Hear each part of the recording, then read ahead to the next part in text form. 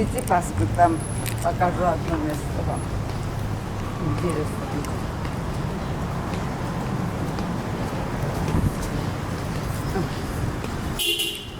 В 46-м году, когда мы из-за границы приехали, ни у кого квартиры, ничего нам не дали.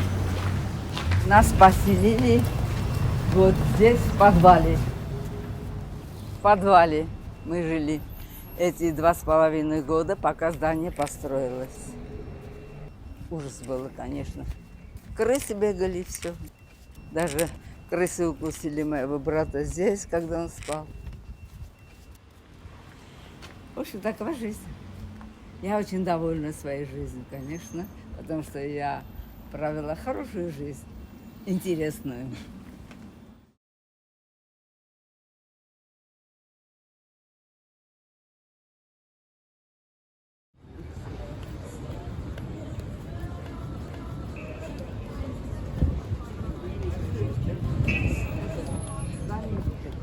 Балкон видно.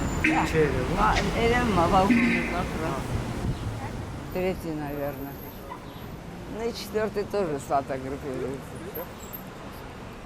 Ուրեմն մենք 1946 թվականին եկել ենք արտասահմանից, Սիրիայից գնացել ենք Բեյրութ, եկել ենք Երևան։ Որ եկել ենք 46 թվականին, դե մեզ բնակարան չեն տվել, հայրենադարձներով կոոպերատիվ փող են տվել եւ շենքը կառուցել են։ 46 թվականին սկսել են կառուցել, 49 թվականին վերջացրել են։ Երբ որ մենք արդեն անցել ենք մեր տունը, 6 ամիս ապրել ենք, մեզ եկել են գիշերը ժամը 3-ին, ակսորել են Сибирь.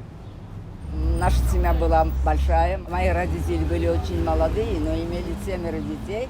В 3 часа ночи будили всех, давайте военные какие-то. Родителям сказали, что мы вас отправляем в санаторию.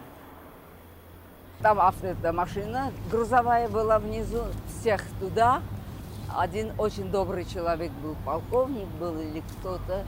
У нас был очень большой ковер, ручной ковер был. И этот человек уже знал, мы куда едем. Сверху с 4-го этажа бросил в машину и сказал, это возьмите с собой.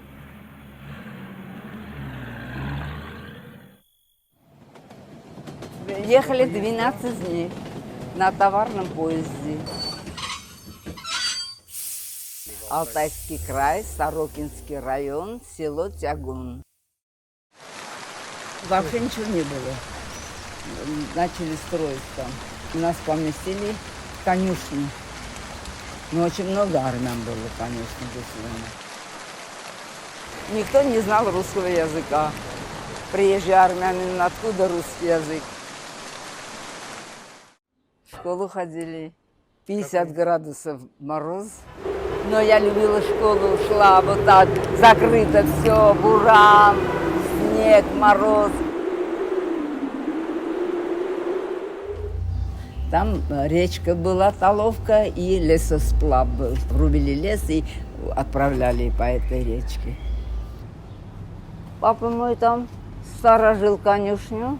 Родственники нам отсюда послали деньги. Мы купили корову. И вот с этой коровой мы жили. Этот ковер, конечно, с нами была. Там и корова лежала, и собака, и кошка, и мы. На этом ковре 10 человек. Потом приехали в Ереван с ковром в 56-м. 11 мне было, когда мы вернулись. Когда приехали, в подъезде мы жили.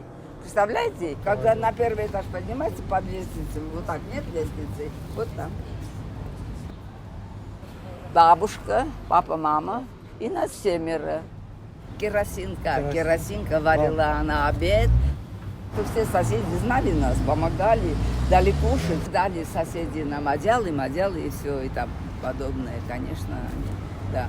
Я ходила в Чкаловскую школу, здесь недалеко находится. Сейчас, конечно, не школа. Моя учительница была русская, Нина Александровна. Она нас взяла к себе домой, 3. Мне брат и старшая сестра. Она приходила вечером, забирала нас, мы там спали, потому что здесь же не могли спать. А дома мама, здесь спали. по утрам нам давала чай, давала сгущенное молоко, которое мы не видели никогда. Очень хорошая женщина была, но не богатая. И она давала сгущенное молоко по утрам нам, вот так, скажем, вот такая тарелочка, а там внизу нет места такое, кофе, когда пьете там. И она наливала мало сгущенное молоко нам давала. И для нас это было роскошь, не знаю, с чем сравнить. Черная икра – это не то даже, представляете? Мы прожили 6-7 месяцев, наверное. А потом мой старший брат пошел на почту центральную и прямо соединили в Кремль. Этого никто не мог бы поверить даже. И там, конечно, он начал та-та-та-та-та, и приехали, нас взяли. И папа поступил на работу, там уже дали там дом, квартиру и так далее. А потом опять метро построили, опять нас сняли оттуда. Наконец, когда мы избавились из Советского Союза, когда у нас уже была своя Армения, я начала вот так бегать, прыгать туда-сюда, все документы собирала, 33 года собирала. Из КГБ, из МВД, из прокуратуры, что нас оправдали и так далее. И вот так, наконец-то, суд решил мне дать землю в Ереване. Посмотрим, что будет дальше. Дальше, если что будет, я вам сообщу. Пока что ничего нет. Но у меня документы есть уже. Решение суда. Вот так моя жизнь прошла, но я добилась. Понимаете, это очень сложная работа. 33 года я бегала. И, наконец, добилась. Пока что. Да, я хотела еще сказать, вот при тех этих секретарей первых, не знаю, там, а сейчас в этом, когда Пашинян, вот тогда получилось мое дело. Хочу это обязательно напомнить. При Пашиняне, потому что все честные судьи. Мои родители были очень молодые. Моей маме было 33 года. Наивные люди, не такие шустрые, как мы сейчас. Наивные люди были. Не знали, что? Какая санатория? Они не знали даже этого слова.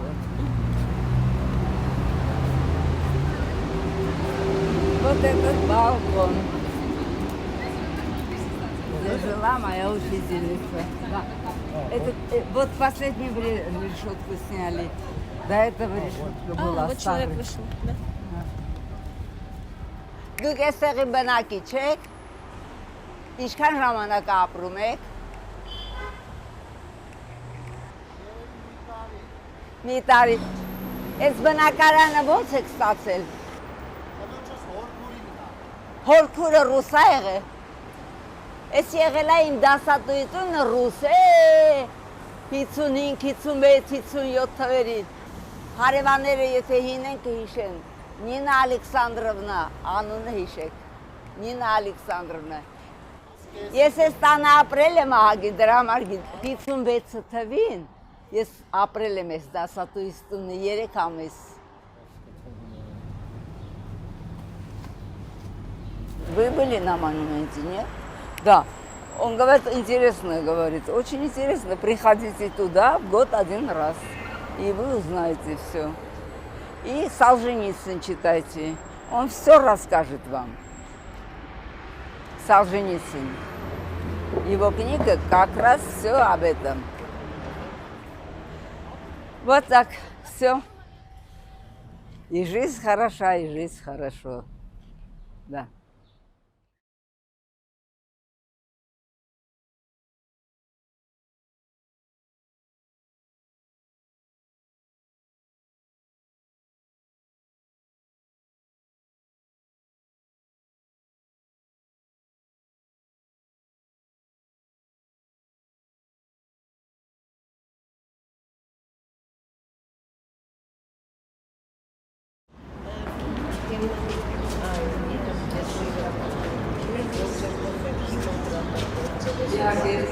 Խոնանում են բոլոր գնդականացնում, որ գնդականարել են բոլորին, և անունները կաշկամից են որդում, Ալեխ Պալվության, Լեննականից կողոզում բերել և Արկաշոս Մանոսյան 45 տարեկան նորից Լեննականից եղել է կողոզում։